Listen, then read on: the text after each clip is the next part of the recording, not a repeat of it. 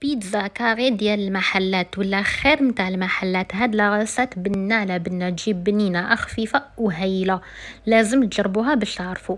تبعوا معايا كيف درتها. نبداو مع العجينه. عندي 2 كيسان فرينه، كاس سميد رطب، ملعقه كبيره سكر، ملعقه كبيره خميره. نخلطوهم مع بعض حتى ينسجموا كيف كيف. من بعد نضيفوا عليهم الملح ونكملوا نخلطوا. كي نخلطوا كامل هاد النواشف مع بعض نديروا الزيت. انا درت زيت زيتون، تحبوا ديروا زيت عادي. هنا كاين 4 كاس تاع الزيت. نبسوه مليح مليح في النواشف هادوك حتى يتشربوا لنا كامل الزيت. من بعد نطموها بالماء الدافي.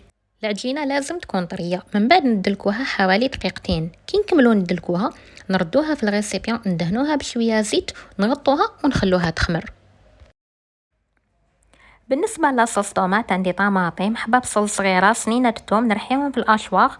من بعد نديرهم في كاسرونه، ندير عليهم زيت، طماطم مصبره، ملح وشويه سكر. نخلطهم ونحطهم يطيبوا على نار قليله.